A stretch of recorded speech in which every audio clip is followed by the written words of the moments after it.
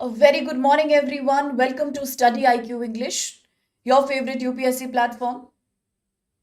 So, I welcome you to today's Hindu news analysis with me. I'm Soumya, and like every day, we shall be looking at the Hindu newspaper, the New Delhi edition. And today is the 24th September 2025. So, here we are with another fresh set of events that are making the breaking news today, beginning from how the United Nations General Assembly meeting has been initiated in the New York City, that's the US, and once again, how President Trump has openly criticized China and India. So, from there to many other articles about India's successful vaccination mission, also about how so many countries today recognizing Palestine is redefining of the world order. So, a very good morning once again to my dear aspirants Rishi, Ramu, Saurav, Gayatri, Nagulan, Parmesh. Very good morning, my dear. Most welcome to the session. Today I have picked 9 articles for you. I was planning to pick 10 articles, but one I have deliberately left behind. Why? Because that one article is the repetition of something we have done at least 5 to 6 times so far. And that article was about India-China border. But this was more about the historical map that was created by the Manchuria. That's the ex long back prehistoric China. So that's why I left behind that particular article, because we can take it up some other time because the boundary conflict is already happening.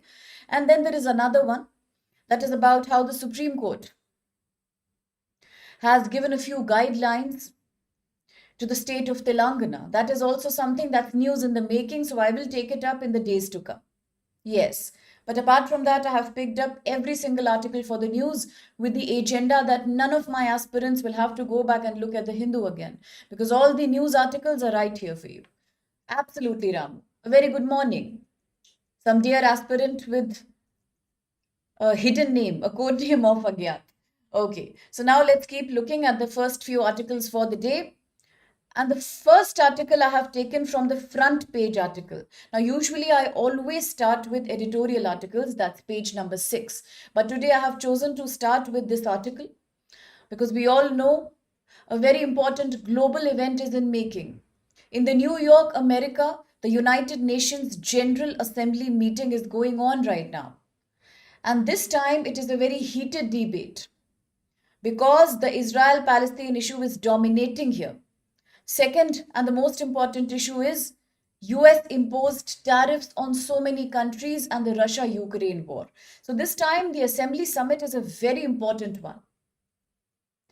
So President Trump once again, right on the floor of the summit, has openly and bitterly criticized China and India both and said that India and China have been responsible for funding the war of Russia in Ukraine.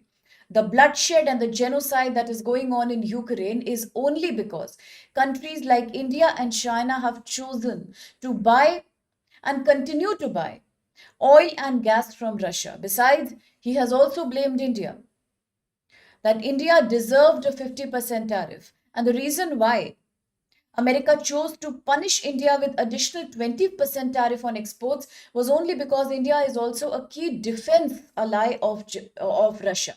India Russia have a long history of defense trade.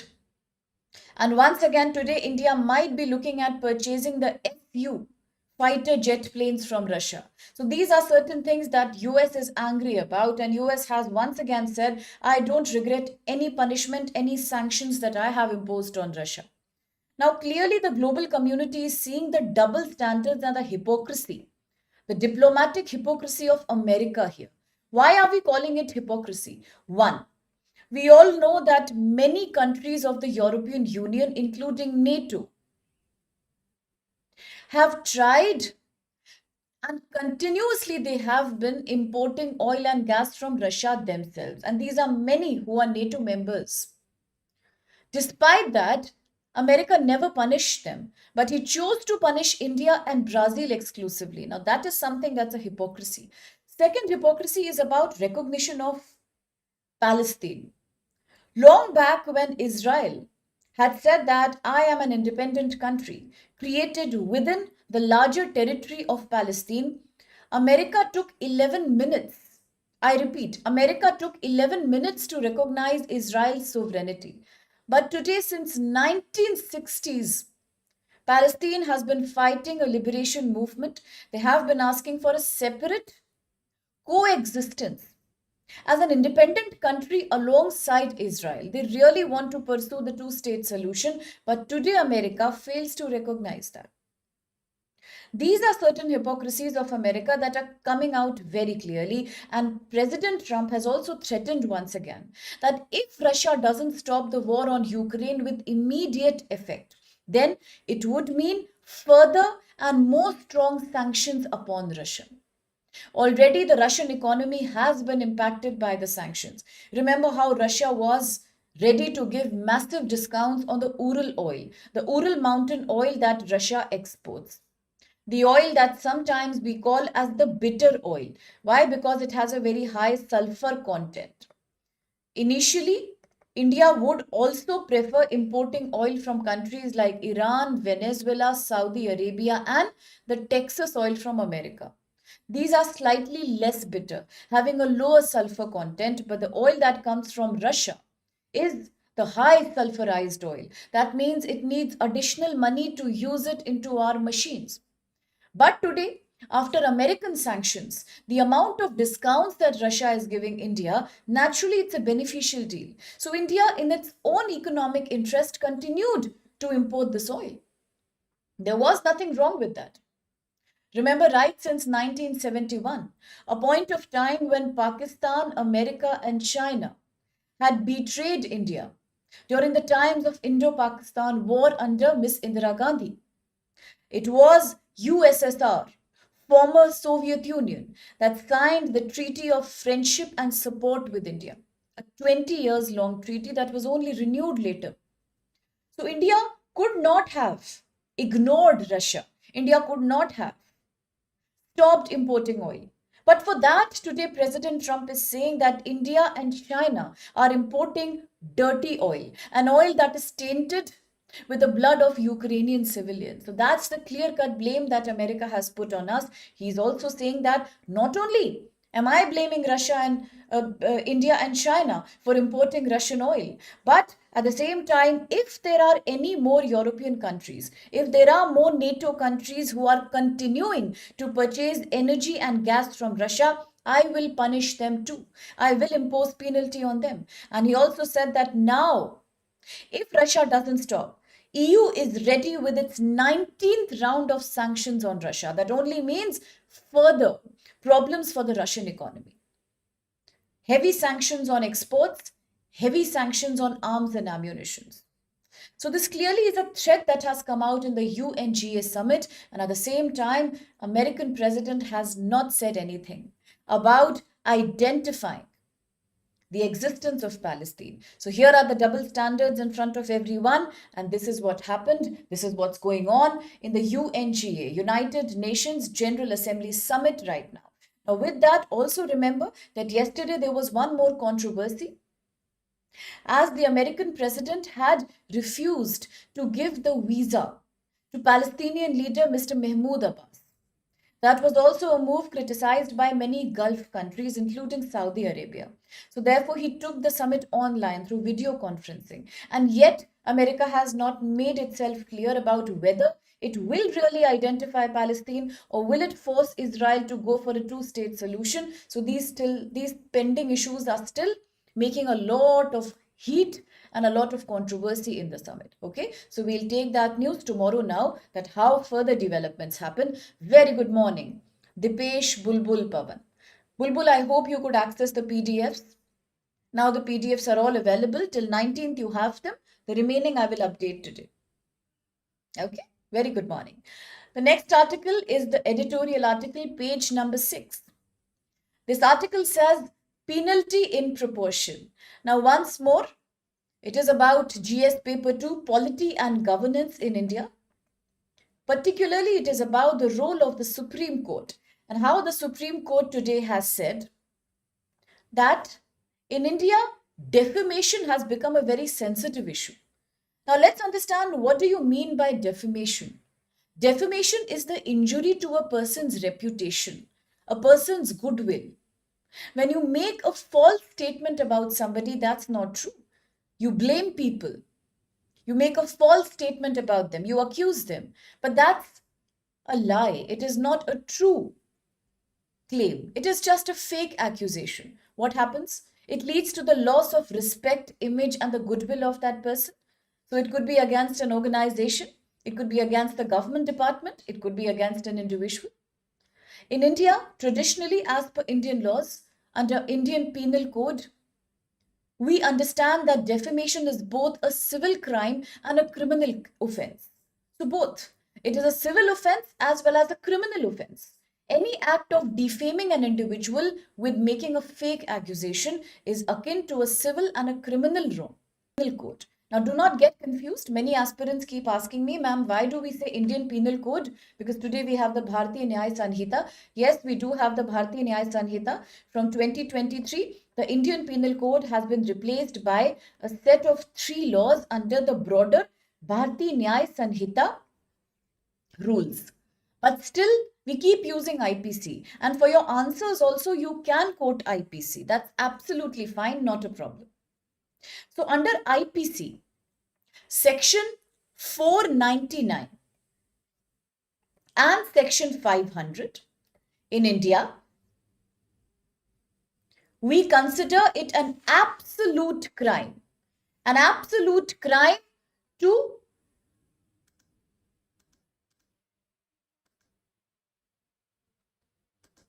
in India, we consider it an absolute crime to blame somebody, to defame somebody. The act of defamation is a criminal as well as a civil offense covered under Section 499 and Section 500 of the Bharatiya Nyaya Sanhita. Okay, that's what we say. Allow me a minute. Allow me a minute.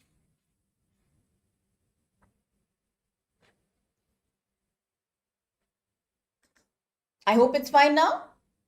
Quickly, please refresh your link. Quickly, please refresh your link. I hope it's fine now. I request you to quickly, please refresh your link. It should be fine now, I think. Confirm me once again, my dear, please.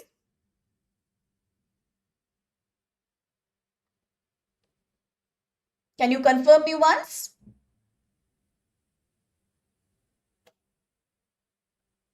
It should be okay now. Yes, it's fine. Thank you, Ramu. Can my other dear aspirants also confirm me, my dear? I'm so apologetic, bacha. I'm so apologetic for that stuff. I just refreshed from my side. I'm so sorry, bacha. I hope it's fine now. Thank you so much. Thank you, Vedant. Thank you, Ranvijay. Thank you, Saurav. Order, Rishi. Thank you, my dear. Thank you. Thank you so much. Okay, wonderful. So coming back to the agenda. So I was saying that in India, under section 499 and 500 of the Indian Penal Code, defamation is a civil and a criminal offense. Okay, absolutely order. Section 356 of the BNS. Thank you so much. Code name Pure. Okay, so yes, under section 499 and 500 of the IPC, it is absolutely a crime to defame somebody. It is a criminal as well as a civil offense.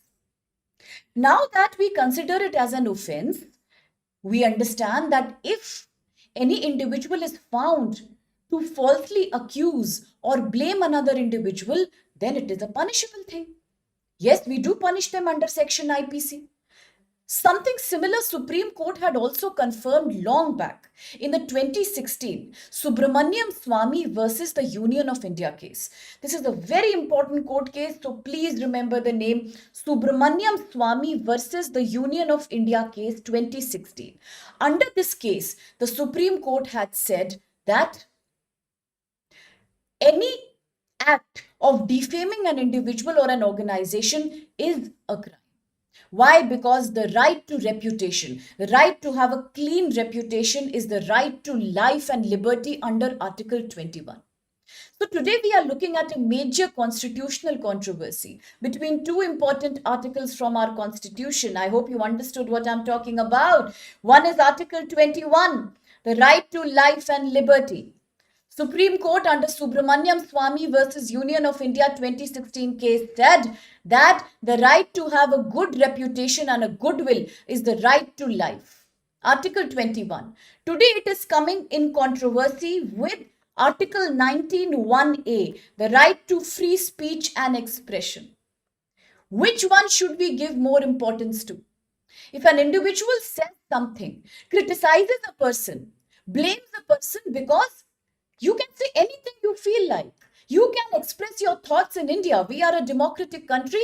Under Article 19(1)(a), we believe in the right to free speech and expression. But what if my free speech and my free expression becomes a defamation for some other person? Now, last month, the editors, Mr. Siddharth Vadarajan from The Wire, they were also held under a case. A case was filed against them because they had written something about Operation Sindoor. Much later, the Supreme Court said that under Article 19(1)(a), they have not done any crime because a journalist and a press individual, a media person, an artist, a writer, has every liberty to criticize and express what they feel like about anything, and that includes the government. That's the spirit of freedom in our democracy.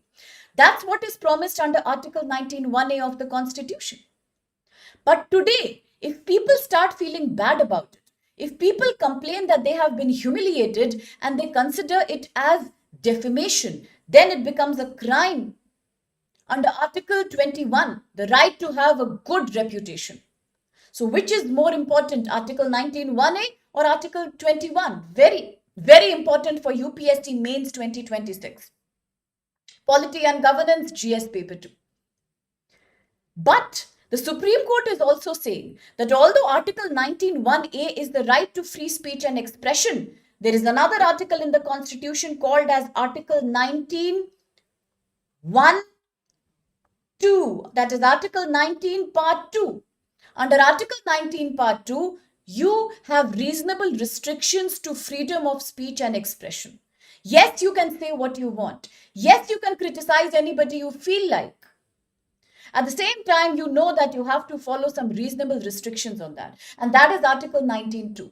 So therefore, today the controversy is whether the Supreme Court, as it said in 2016 under Subramaniam Swamy versus Union of India case, continue to allow defamation cases to reach the Supreme Court, or the Supreme Court needs to strike this provision down. We need to remove the section 499 and 500 of the Bharatiya Nyaya Sanhita or section 356 of the Bharatiya Nyaya Sanhita, which say that defamation is a crime. Absolutely. It is about no right is an absolute right. So that's the problem today. A very good morning there. Amrut, Tanya, Shanmukha. Very good morning, dear. Oh, you're from Karnataka. Welcome, Shanmukha. So happy to see you. Absolutely. So what should the Supreme Court do today, my dear? What's the solution now? See, there are other problems when it comes to the defamation complaint. One thing is, although despite the constitutional validity of the defamation, many people in India have been misusing the defamation issue. For example, there are so many politicians and so many powerful people who keep complaining to the Supreme Court that I was criticized. Somebody wrote an article against me. Sometimes the government itself accuses people of defamating it. It leads to unnecessary case load at the Supreme Court level. Already the Supreme Court has too many pending cases. With a bench of only 34 judges at the Supreme Court, the number of cases pending are in thousands and lakhs. We cannot continue to allow the Supreme Court judges to take care of defamation cases when there are other constitutional issues that are pending. Plus, the defamation protocol becomes a tool of misuse in the hands of powerful politicians and powerful actors. They keep doing what they want to. And if somebody criticizes, they go and take a complaint. They say that people have defamed me. In the past, the same thing has happened in the case of the Shashi Tharoor case and Mr. Rahul Gandhi case. Both the people had to undergo a long period of criticism because people said that they have defamed somebody. And at the same time, such cases are also about weaponizing the entire court process itself. Sometimes even the court has no time to go for a proper scrutiny of the case, and simply the case keeps pending in front of the Supreme Court bench. Is defamation not a major impact on India's right to free speech and expression? It does impact free speech and expression under Article 19(1)(a). It is often a tool in the hands of politicians and powerful people to punish, to imprison journalists, critics, media people, filmmakers, artists, comedians. They all go behind the jail because people say they have defamed us. Is that a fair thing to do in an open democracy when Constitution 19(1)(a) guarantees you the free speech and expression? Sometimes out of context statements are also used as defamation. People are listening to a speech made by a media person, a newsroom debate. They just randomly pick up 2-3 lines from there and say that this media channel has defamed a famous politician or a famous personality from Indian history. It keeps happening. But is that completely with respect to the right to free speech and expression? No. So is there an alternative? Yes. One thing is, let people understand that although they have a right to free speech and expression, Article 19(1)(a, but you also have Article 19 Part 2 that says there are reasonable restrictions on free speech and expression. As order just said, there is no absolute right. There is no right that is absolute. There are always restrictions regarding morale of the people, public safety, India's sovereignty. We need to respect that. So are there any alternatives? Yes. Quite like the countries of America and quite like the countries of United Kingdom, we should have an alternative here. For example, United Kingdom abolished criminal defamation in 2009. Now nobody in UK, in Britain, can go to complain the courts that I have been defamed, and it cannot become a criminal case at all. Similarly, in America, there are special cells created. There are special bodies created that try to handle and fast track only the defamation cases. They are exclusive cells, exclusive departments, judiciary departments that are created to deal with defamation cases. It doesn't interfere with the working of the Supreme Court. Because in America, it is believed that defamation is a purely civil matter. It has nothing to do with a criminal prosecution. So we need to balance it with the free speech article. And that's the spirit we need to have in India also. In India, we can also encourage the culture of apologizing. If you feel somebody has defamed you, let the person apologize. If there is no physical or monetary harm that is caused to you, the punishment should also be proportionate. Rather than sending somebody to a jail, making somebody pay crores of rupees for defaming you, a better strategy would be to decriminalize that. Make it a civil offense. Fine if somebody has insulted a powerful person or a historical character. Make them apologize. Take an apology in the writing. Make sure the offense is not repeated. Create a monetary fine that is in proportion to the mistake that has happened. But kindly do not treat it like a criminal offense, because otherwise the caseload will only increase, and people in India who are the custodians of free speech and expression, particularly media, that's the fourth pillar of our democracy, will always be threatened, and our country will also become a surveillance country like China and Russia. That's the pitch of the article. Any question? Yes, we do have. Consider the following statements about criminal defamation in India. 1. Criminal defamation is defined under Indian Penal Code and it can lead to jail. 2. Supreme Court of India has struck down the criminal defamation as unconstitutional under Subramaniam Swamy versus the Union of India case 2016. Now, for my dear aspirants, I need you to remember this court case. In past, I have also spoken about many other important Supreme Court cases. Now, there is one solution I have for the problem. What I am planning is that maybe on a weekly basis, if you want, if you allow, if you say yes, only then, it's a permission that I want from you, because the initiative is all for you people. If you will be supported and if it helps you, then on a weekly basis, I can also create a document in which I can compile all the court cases that we have covered in the last 1 week. We can do it on a monthly basis. We can do it on a weekly basis also, whatever works for you. The purpose is to give you ready-made inputs for your answers. So if you think it will help you, confirm me right now in the live chat box. If you think it's monthly or weekly that's going to help you, let me know. I will compile all the important court cases and I will present it. Let me upload it in the link itself so that for your answer writing, you have it available month by month. Do let me know if it works for you. Okay. Third statement, in India, defamation can be both civil and a criminal offense. So there comes the answer from Dipesh, Order, Saurav, Vedant, Rajneesh. Absolutely correct. Absolutely correct. B is the valid answer. Brilliant. Thank you, Order. Brilliant. Absolutely. Second is invalid. It is the opposite. In the Subramaniam Swamy versus Union of India 2016, the Supreme Court said no. Defamation is against the right to life and liberty, Article 21.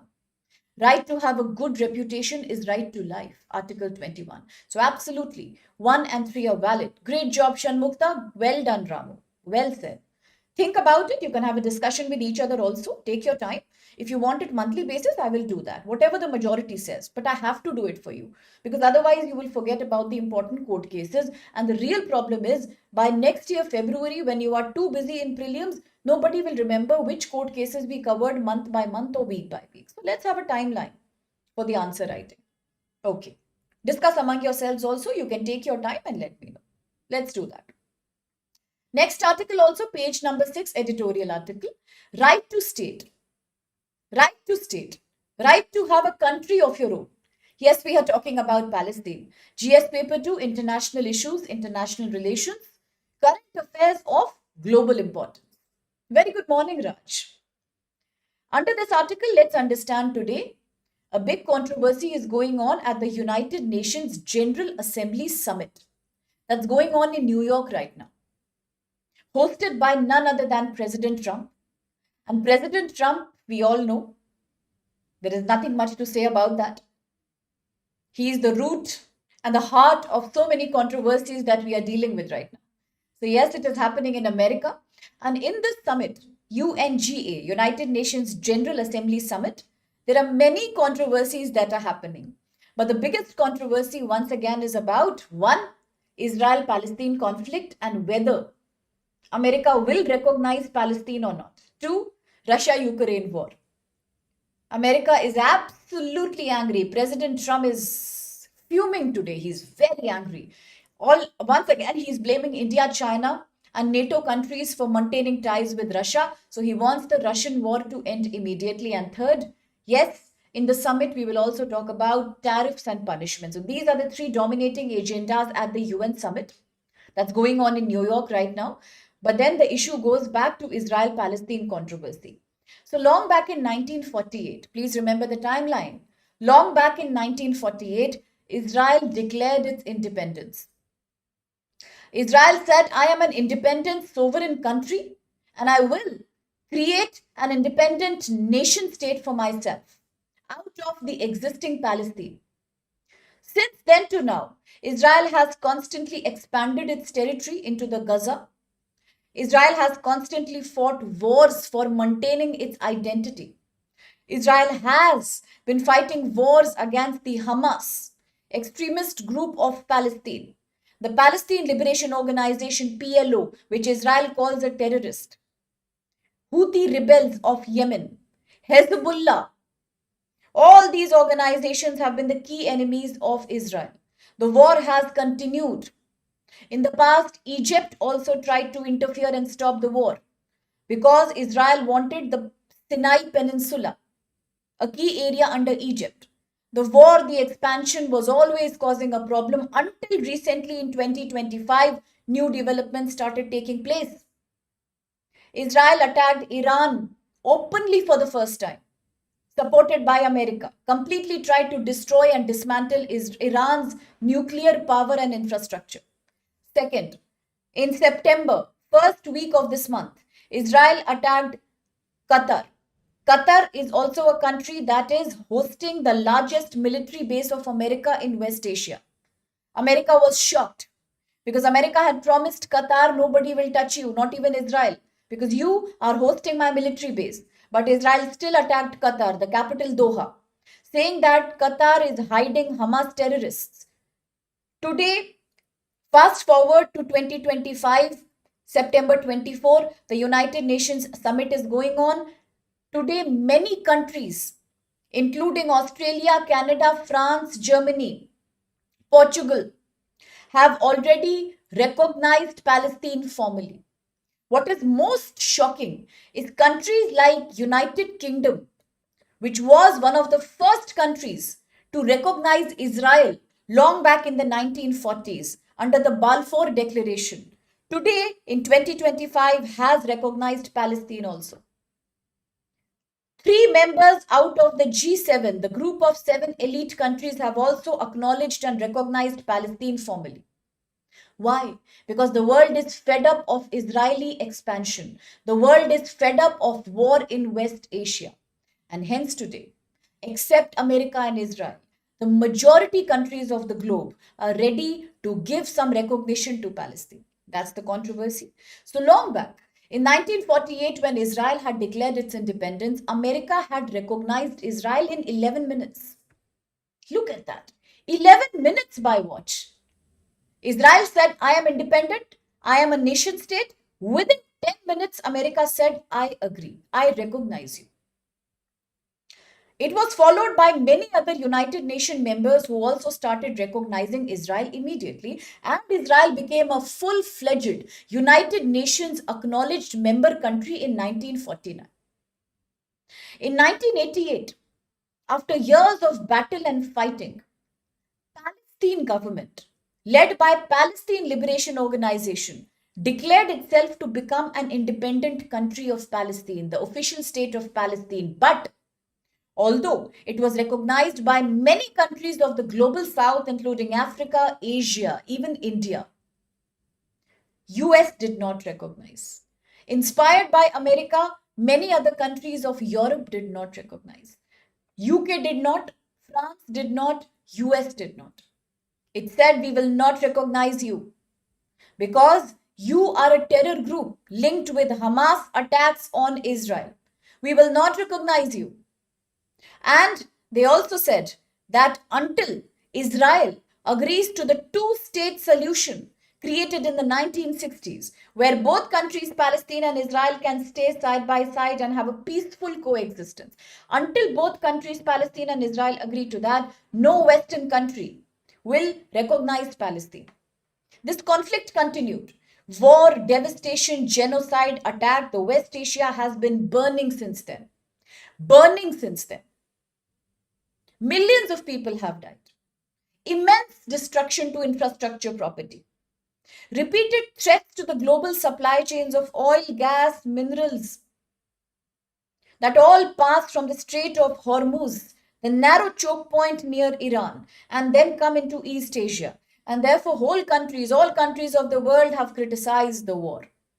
Countries like India, who have a major number of Indian workers working in Israel, Saudi Arabia, Qatar, Iran, have also called out against the war. In 2025, India for the first time openly passed a resolution which criticized Israeli attack on Doha, Qatar.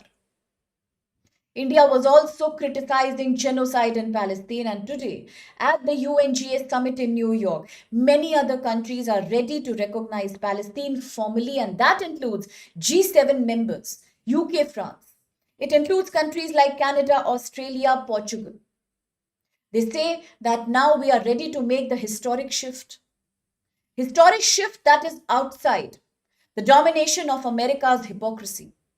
We do not want to support the group led by US and Israel that completely breaks all the laws of the world, including United Nations Charter, including the International Court of Justice advisory jurisdictions. We don't want to support them. The recognition of Palestine by these many countries today is a symbol in the world, the symbol of a new fight against America's domination, the symbol of a new fight against the abuse of international bodies like WTO, UN, IMF, as well as the organizations like UNICEF. It's an out and out abuse of that. Today, international law needs to be respected, and that's what these many countries say. Absolutely. United Nations has said it is a genocide and a famine. We have to stop that. But did Israel listen? No. Did America listen? In the 2025 itself, there have been 5 cases where we have seen how America has defied the rules of international bodies. One, by imposing 50% tariff on India, America broke a very important protocol of the World Trade Organization known as the MFN protocol, Most Favored Nation protocol. Second, when America allowed Pakistan to get the IMF bailout, IMF loan, immediately after Pahalgam attack, America broke the concept of FATF, Financial Action Task Force. Three, today as America and Israel continue to attack Iran, despite Iran being open to investigation by International Atomic Energy Agency, it broke the protocols of IAEA. Similarly, today, as the war in Gaza continues, America once again has broken the advisory rules issued by International Court of Justice, which said stop the war immediately. So they have had a history of breaking protocols. And that's what the global south and many other countries are criticizing today openly. Under United Nations Charter, every nation has a right to self-determination and independence and sovereignty. America and Israel, by refusing Palestine that right, are breaking that protocol. Under the principle of sovereignty and the right to self-determination of the United Nations Charter, Palestine also has a right to become a nation state, and that's being denied. Talking about West, entire group of Western nations, United Kingdom, which long back in 1948 was one of the leading countries who acknowledged and recognized Israel under the Balfour Declaration, today has completely changed its idea. Today it is supporting Palestine. Today it is giving recognition to Palestine.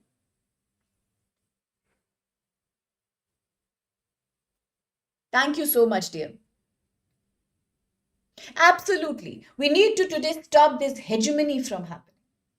Now, at the same time, the recognition of Palestine today by UK, Australia, Portugal, Canada, France, all this shows that now the world needs more protocols. There are countries of European Union who are saying we cannot allow America to dictate international bodies. Otherwise, the world may have to actually confront the prospect of a World War III. We cannot let that happen. So, therefore, these many countries are now today coming and openly acknowledging Palestine. And it's a shock for America because for the first time, countries of the G7 have recognized Palestine. For the first time, countries like UK, who were the key supporters of Israel, have acknowledged Palestine. So, what can America do today? By denying visa to Mr. Mahmoud Abbas, by denying visa to the key leaders of Palestine, does President Trump believe that all these countries will still be blindfolded? Well, no, because already the world is up and against America's domination. Today, as countries are recognizing Palestine, it is a defeat of America and Israel's rule on global diplomacy. Today, the countries are ready to support Palestinian complete membership of United Nations. Currently, Palestine only has an observer status at the United Nations since 2012. But now, it is looking for a full-term membership of the United Nations, and that will be granted if so many countries agree. Similarly, the challenges right now are, despite all this going on, formally recognizing Palestine by so many countries, the war in Gaza continues. The Prime Minister Benjamin Netanyahu of Israel has once again threatened that if countries do not stop acknowledging Palestine, my attack on Gaza will only continue. I will not leave even one Hamas militant alive on the Gaza soil. That's a threat that's coming from Israel. Israel has been known to expand its territory in the West Bank region, which is further shrinking Palestinian territory and creating more retaliation among the Hamas. President Netanyahu is not ready to acknowledge the two-state solution, and US continues to give unconditional support to Israel. So the world is on the brink of another war, it looks like. What about India? India has had a very neutral position. We all know earlier India was about non alignment. Today, India is about strategic autonomy.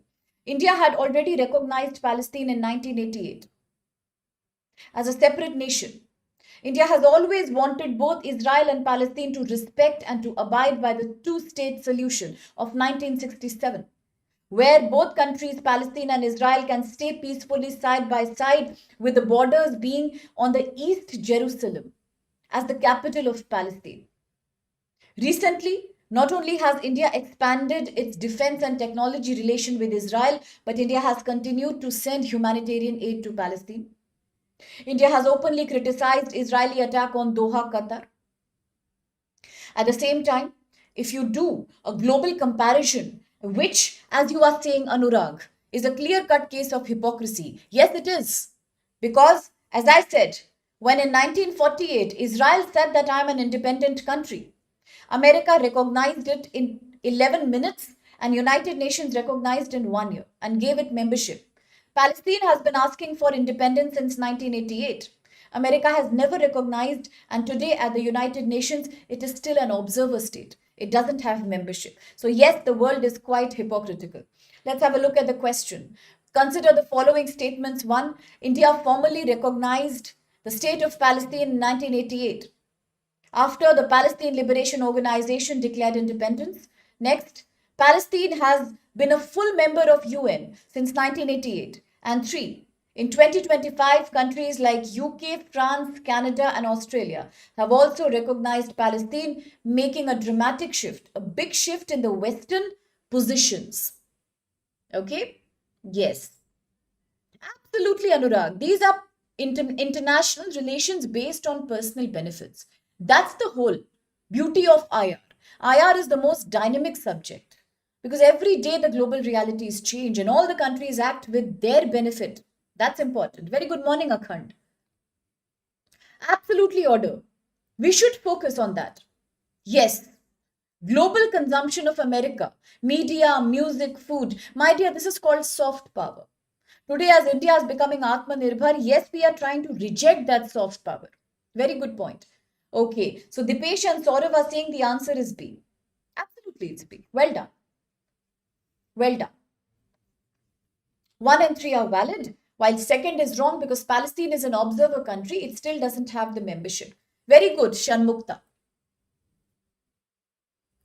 Okay.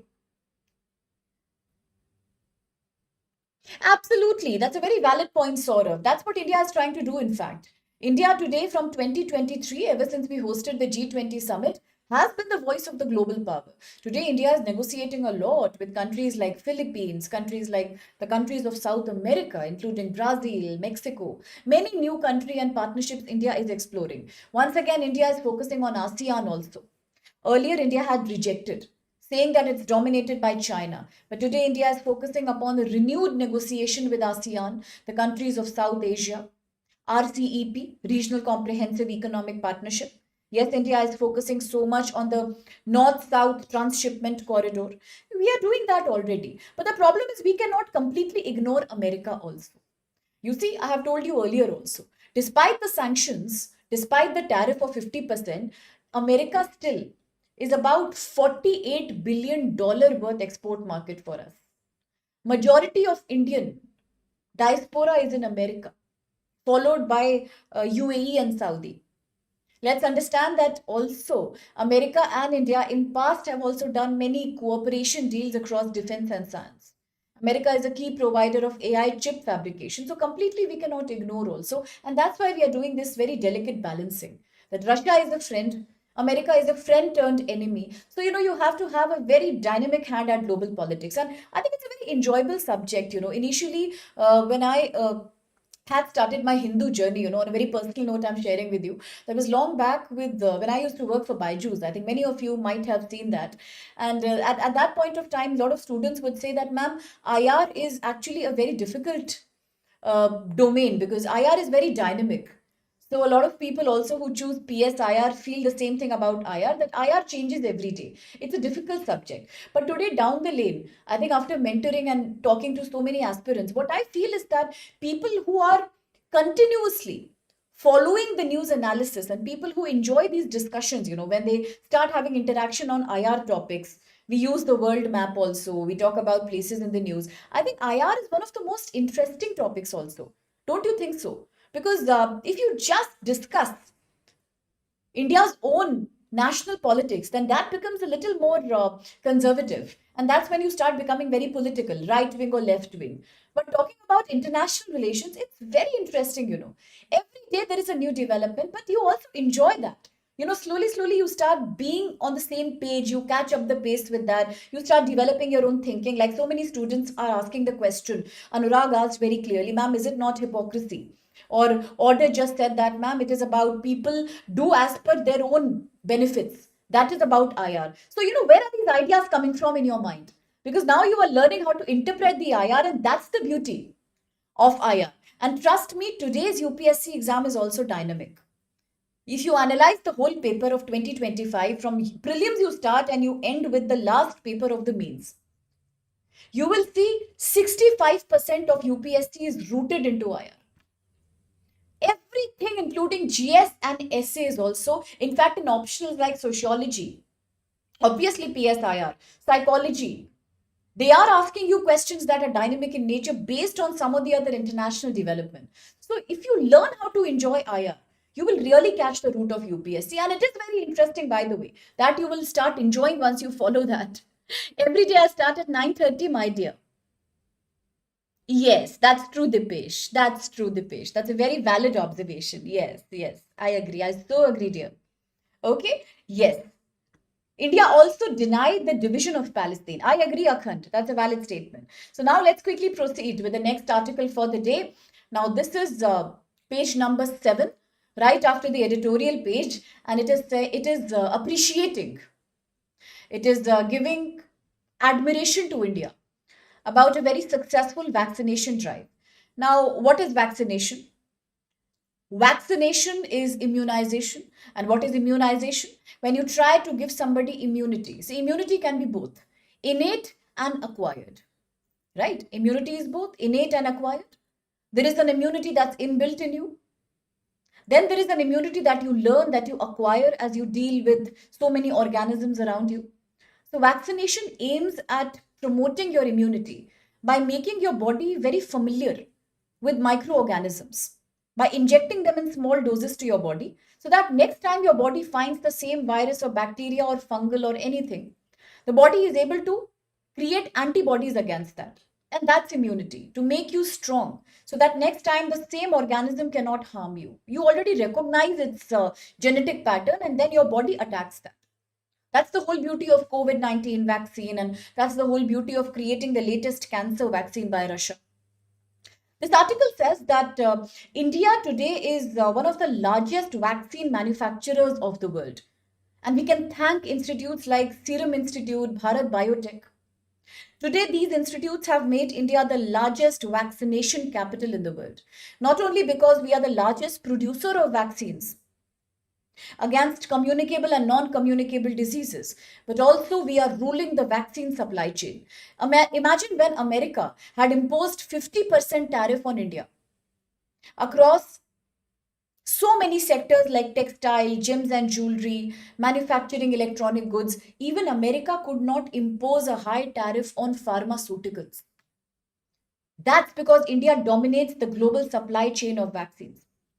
India today has become a model for successful upscaling of vaccine production.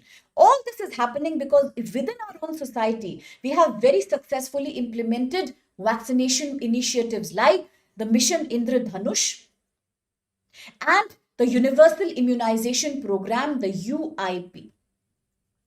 So, what is UIP and why are we so successful at that? Now, vaccination, we all know it's the most important step in preventive healthcare.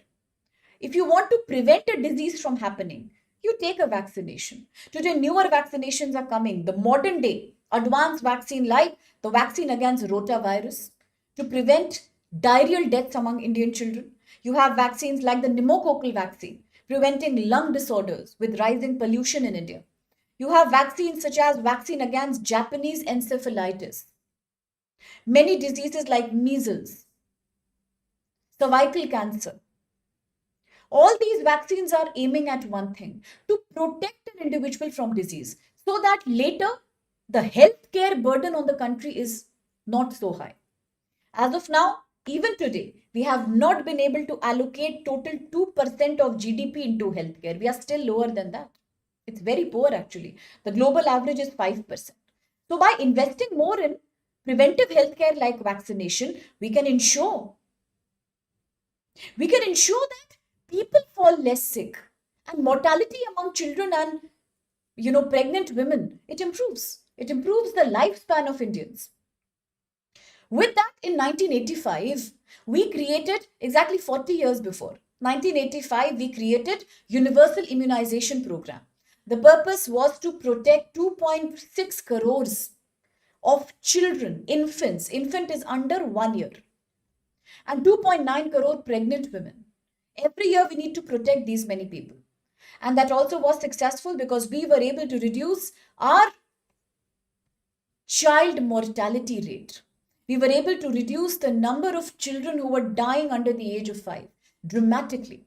If 45 children were dying long back before 2014, by 2021 we reduced it to 31. So yes, we improved.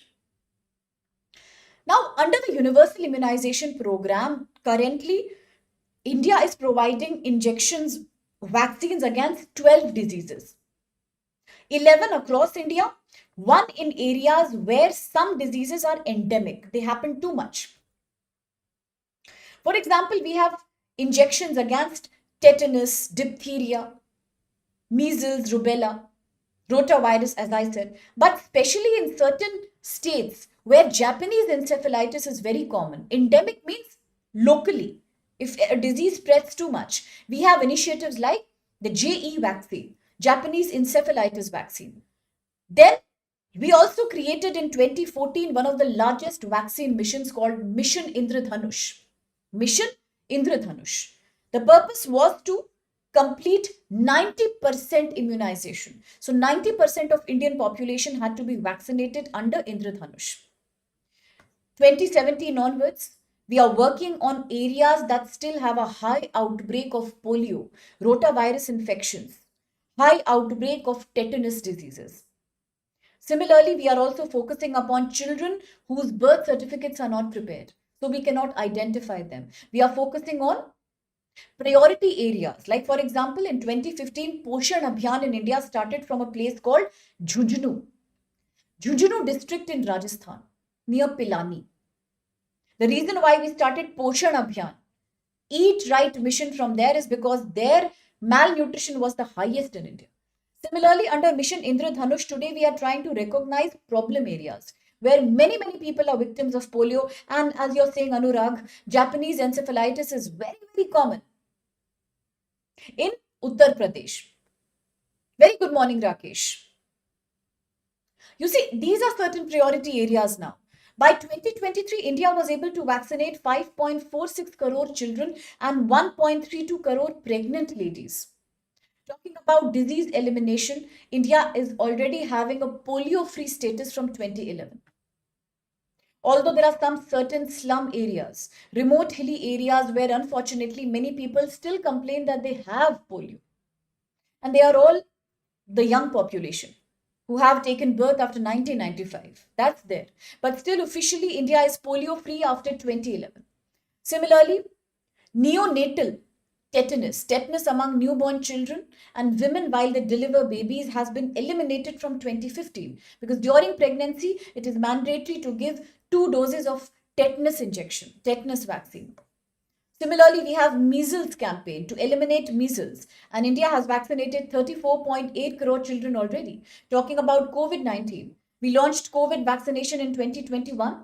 By January 2023, 220 crore people had received the doses.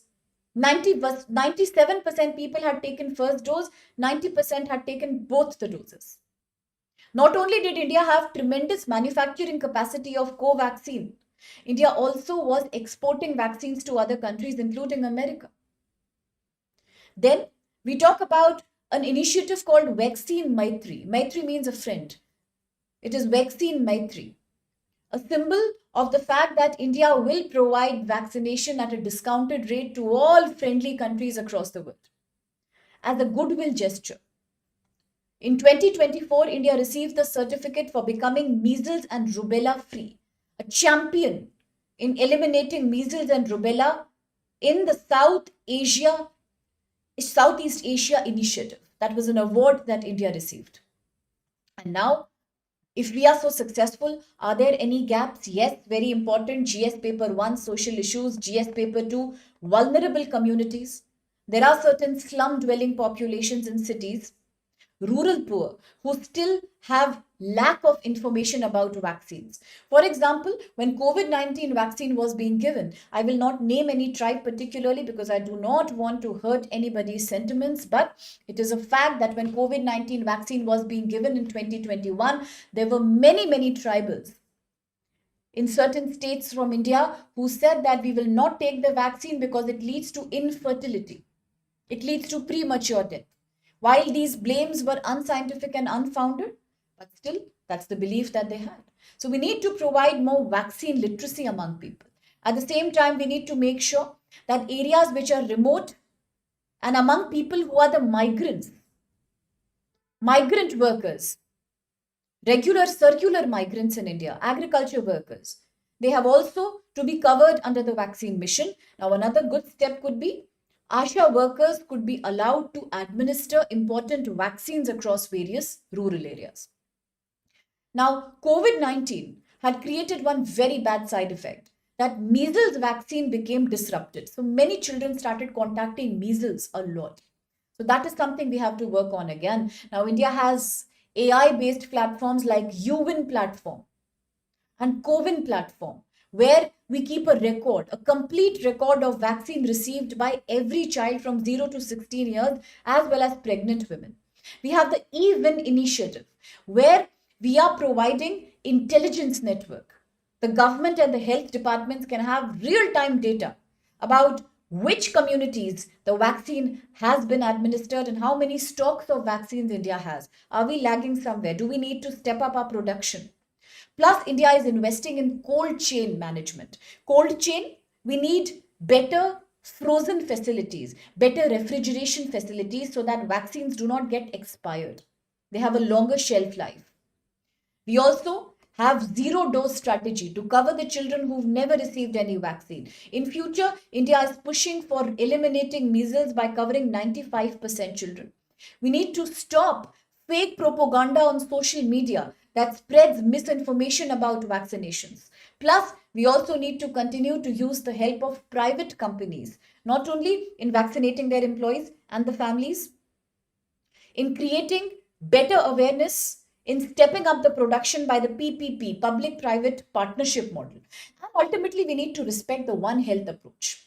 Animal health and human health are the same thing. So, when we understand the One Health approach, we will be prepared for further epidemics like COVID, swine flu, bird flu. That's what the article says.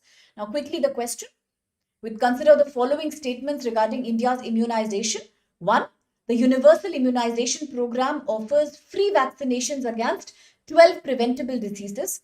Two, Mission Indradhanush, which was launched in 2014 to achieve 100% vaccination in India by 2020. And three, the UWin platform is modeled on the CoWIN platform pattern. It enables end-to-end, a complete online tracking of vaccination from children to 0 and 16 years. So which of these statements are valid? I think it's an easy question. Let me quickly see the comments.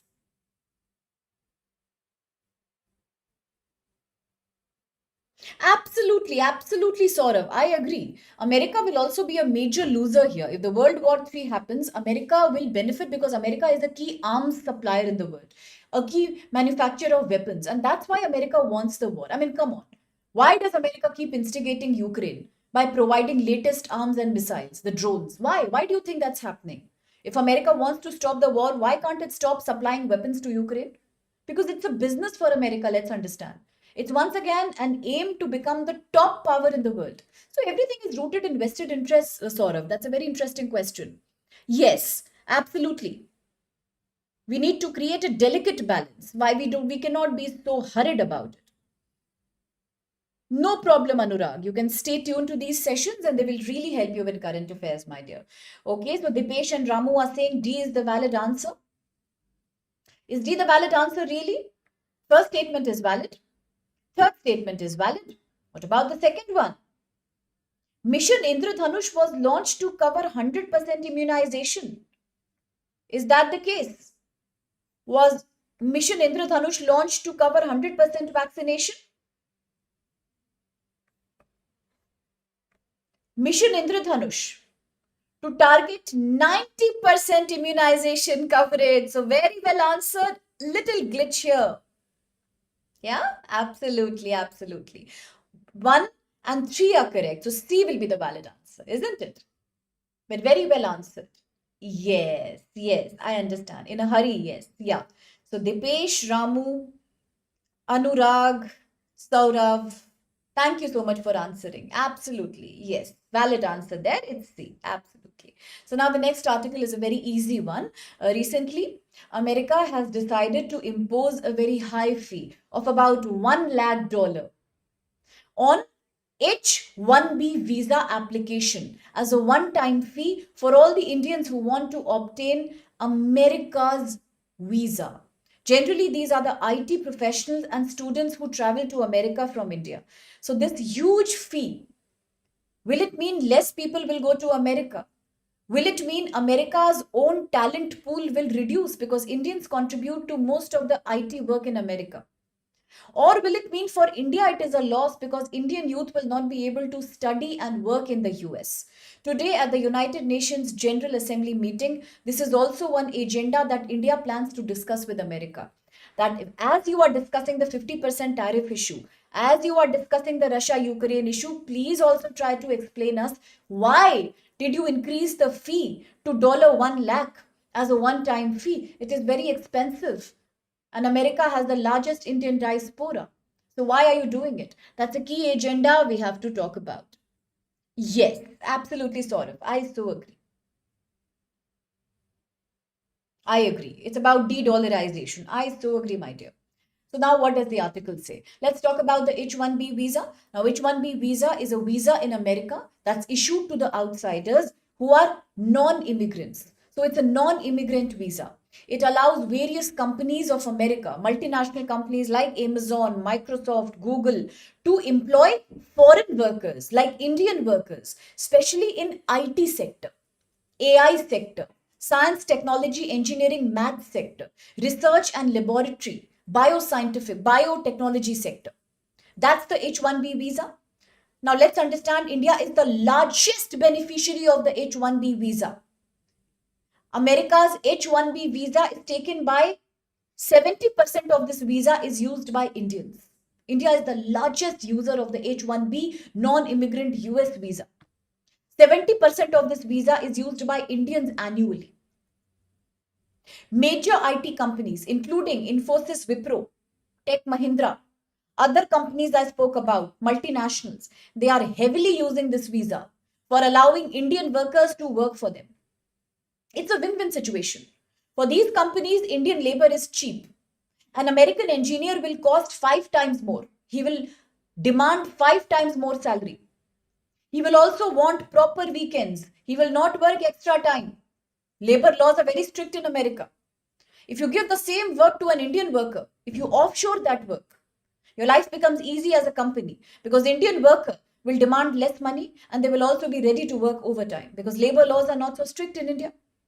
It's a win-win situation for the company. For Indians also, it's a good thing because so many IT professionals are earning in dollars. For India, it's good because that money comes back as foreign remittances to us. Indian employees are becoming employable in the global market, making India proud. US economy is basically being governed by American and Chinese workers. Of late, even South Korean workers, because these are people with high IQ, excellent talent, very good education. So it's a good situation for both. But at the same time, today, suddenly, America has raised the one-time fee on issuing the H-1B visa by $1 lakh. This is dangerous because as you are asking 1 lakh annual fee for H-1B visa, will it not stop so many Indians to smoothly work for American companies.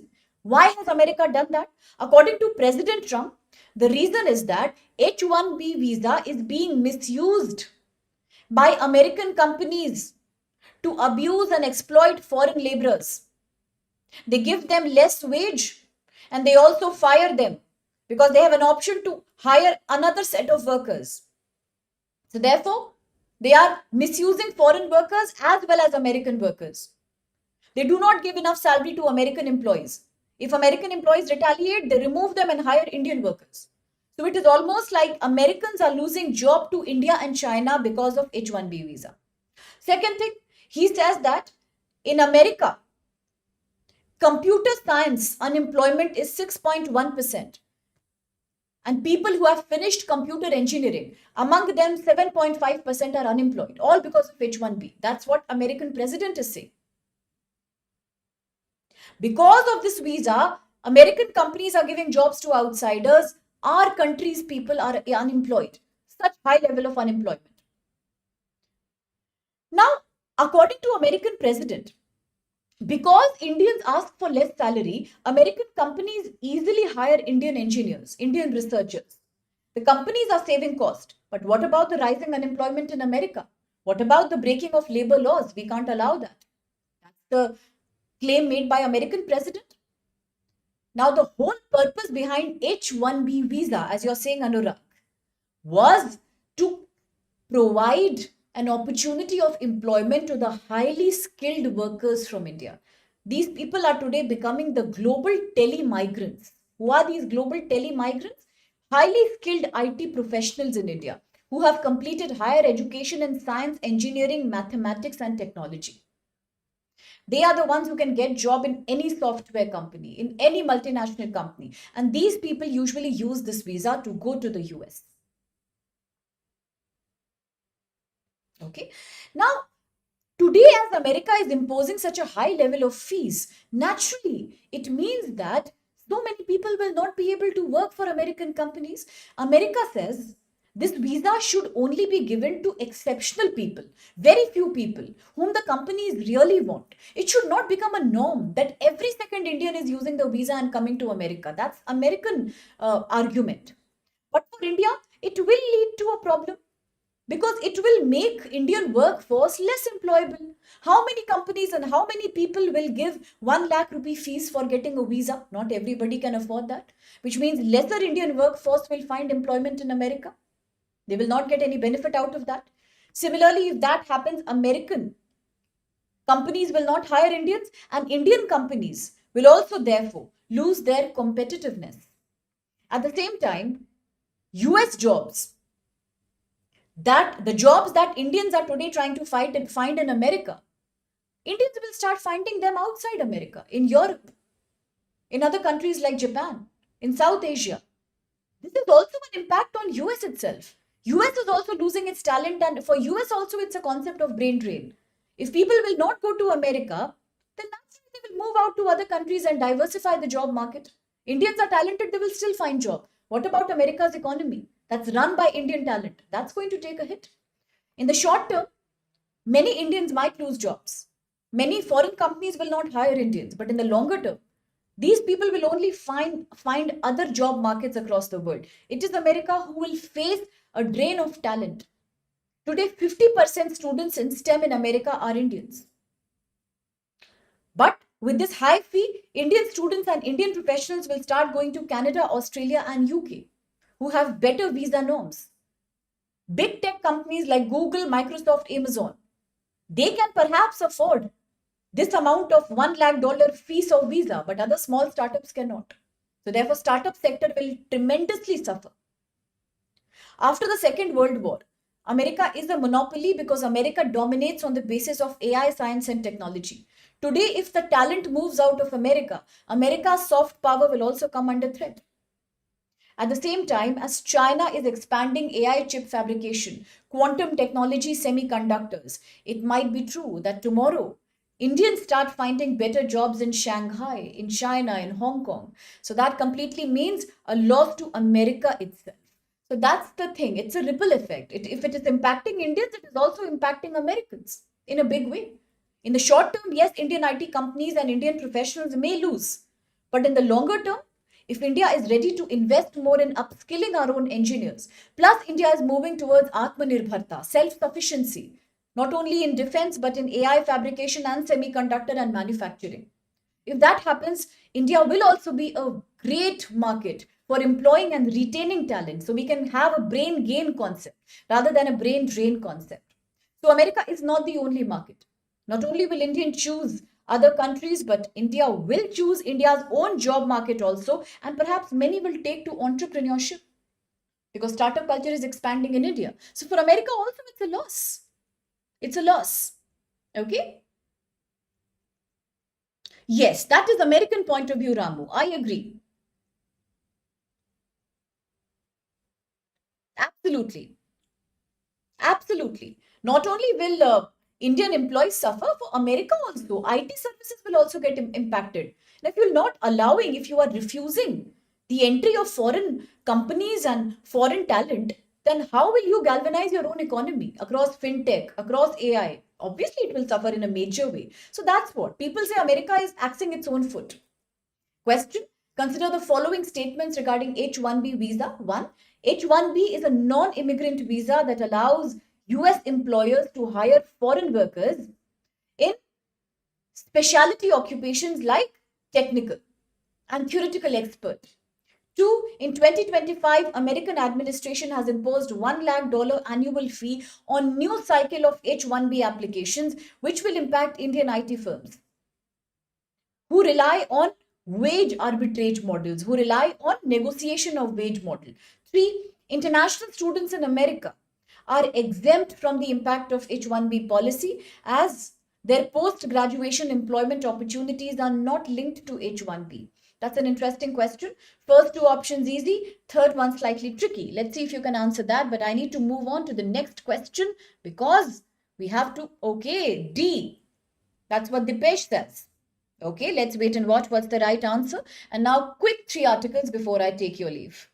But very important. This is about India to hold a mega drone drill in the cold start next month. What is this article about? Article says India's army, India's navy, India's air force all are coming together and in a joint forum. All these will now conduct a test exercise to experiment with drones and counter drone system. This exercise is named as Cold Start. Now, please do not forget, my dear, the name. Internal Security and Defense. Exercise Cold Start. Done by joint initiative of Indian Army, Navy and Air Force. What is the purpose of this exercise? To test drone system and anti-drone system, drone combat technologies. Where will the exercise happen? Madhya Pradesh. Exercise is happening in Madhya Pradesh. This is the largest such exercise that will be happening after Operation Sindoor. The purpose is to test the efficiency of India's air defense capacity, especially unarmed air systems like drones. India will also now try to focus on how ready we are to face aerial attacks by countries like Pakistan had attacked through its surveillance drone during Pahalgam attack. So the purpose is aerial systems, unmanned aerial vehicles, especially drone, anti-drone systems, drone combat systems, drone surveillance system. Name of the exercise, Cold Start. Where will it happen? Madhya Pradesh. Who is participating? Indian Navy, Army and Indian Air Force. Now the next article again is a combination of two articles I have taken together. Once again, the NATO countries have warned Russia of stopping its attack, its invasion, and its surveillance in the eastern territory of the NATO countries. If you remember, last few weeks, every day a news has come. First, Romania complained, then Estonia complained, then Poland complained. All of them are saying that new unidentified drones are floating inside their territory. These are surveillance drones. They are roaming in their area. They entered without permission or license. They are spy drones. And where are they coming from? They are all blaming it as coming from Russia. It all comes from Moscow. Today in the morning, something same has happened in Denmark. The Danish Prime Minister has also created a high alert. He is saying there are drones that are flying over our airport, the Copenhagen airport. These are large drones that are flying over the airport and they are trying to survey and examine my critical infrastructure. All these countries are blaming Russia. The Russian spokesperson has completely said these are fake claims. Russia is not doing any such thing. But the NATO countries are saying Russia has consistently in the last 1 month tried to invade the eastern flank or the eastern border of the NATO territory just to take a quick survey of how exactly is the military preparedness of the NATO countries, the North Atlantic Treaty Organization. So the 32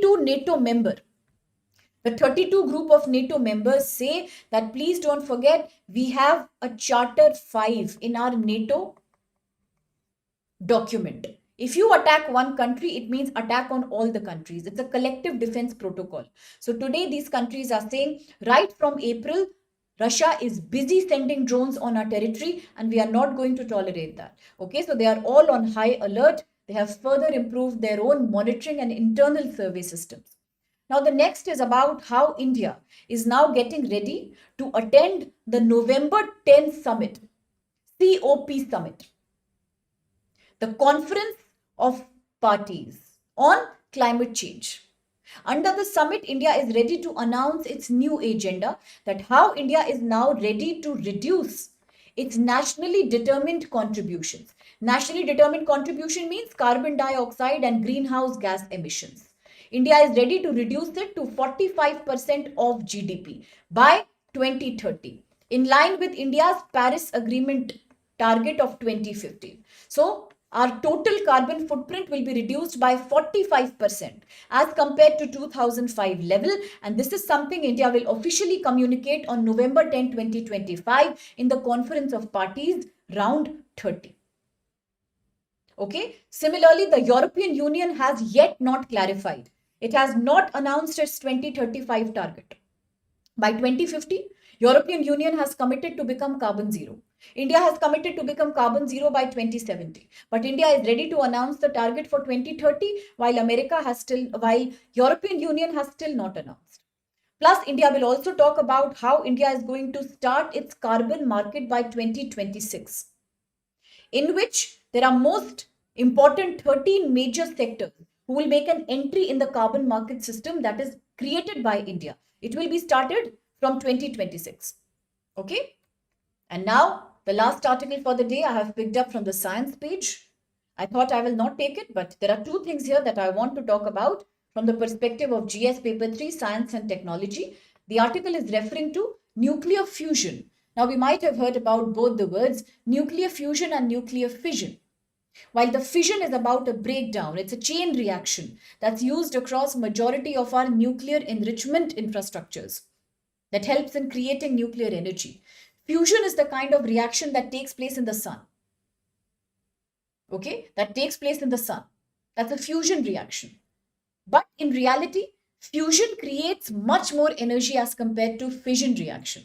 So therefore, the article says the process of nuclear fusion is about combining two nuclei or combining two nuclei of hydrogen isotopes, the deuterium and the tritium. Please remember the deuterium and the tritium.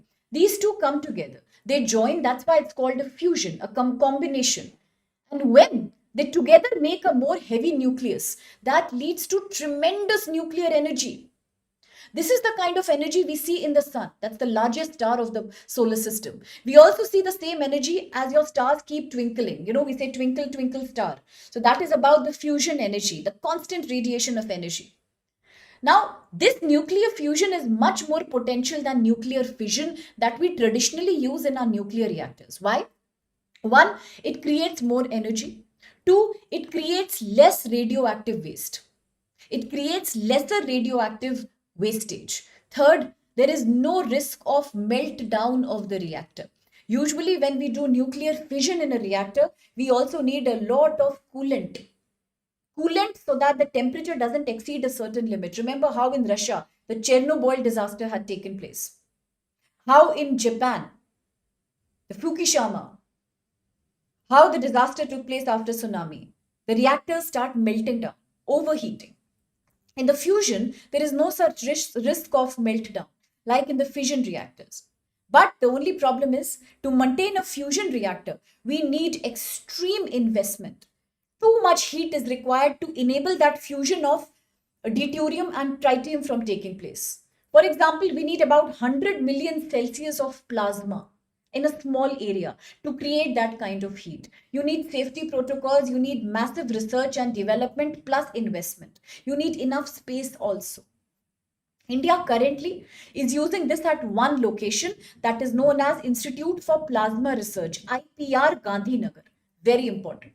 This is India's one of its own kind nodal center for fusion research. So for GS paper 3 and for prelims, if you get a question on this, please nobody should forget. 24th September is when I had spoken about it, 10:52 a.m. India's only nodal center for nuclear fusion experiment is at Gandhinagar, Institute of Plasma Research, IPR. What does it use? It is using the SST-1 tokamak reactor. It is called steady state superconducting tokamak. You just remember the tokamak reactor. The tokamak reactor is a research machine. Right now it is not generating any power, but it is taking a research as to how to create fusion energy by using plasma, super hot plasma material. Okay. Right now it is sustaining energy creation up to 650 millisecond.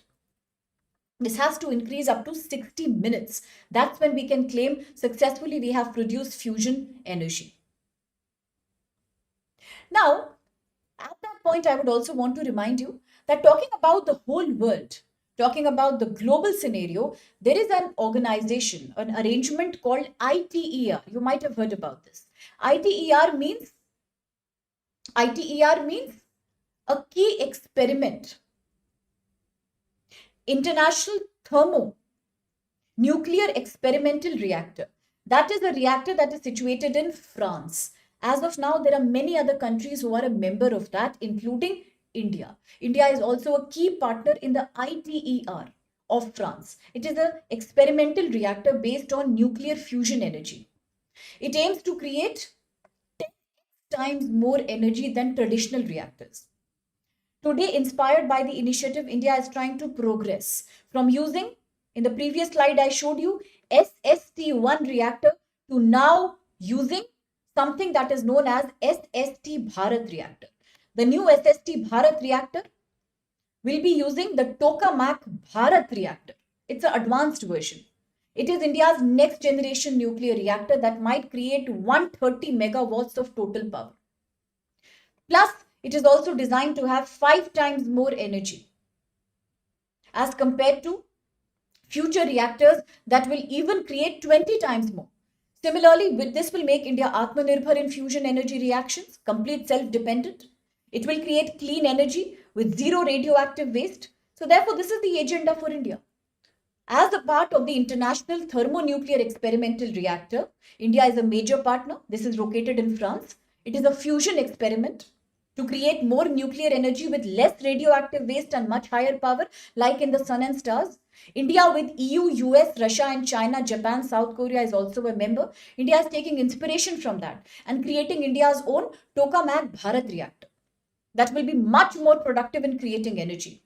And it will be used across superconductors, cryogenic systems, creating engines for spacecrafts, medical technology, diagnostic, CT scan, MRI. So this is it for the day. Okay, this is it for the day. So Navneet, my dear, you have all the PDFs now. As I confirmed yesterday, just go to the description box of the video. There is a link which says the Hindu. Go inside that. You will find StudyIQ English. In that, there is a folder in which there is Hindu. All the sessions I have taken from you. Today it is from 1st September to 19th September. You will find everything. Now I will go and update it. You will get it up till today, 24th September. And you will get every PDF from 1st September to till I am working for you. Every day you will get. Don't worry. Very good morning. Okay, so now I'll take your leave, my dear. Thank you so much for your kind, wonderful, fascinating participation. You really make this session valuable and you really make a difference to the lives of so many aspirants who are learning from this discussion. So, thank you once again for being with me. I'll see you tomorrow again with another Hindu discussion. In the meantime, a quick reminder, today we are ending the Navratri Mahotsav sale. So, in case anybody is really keen on 2026 or 27 or 28 UPSC exam preparation, here's a chance. You can take our help, professional guidance from various mentors. You have courses across English, in English and Hindi. All you need to do is to use code SPLIVE on your screen and enjoy massive discounts on GS Foundation course as well as optional courses. Plus, there is a chance to win free scholarship also. If you want more details, please fill up the form. It is there in the description box and somebody will reach out to you from our side. Thank you so much, my dear. I'll see you.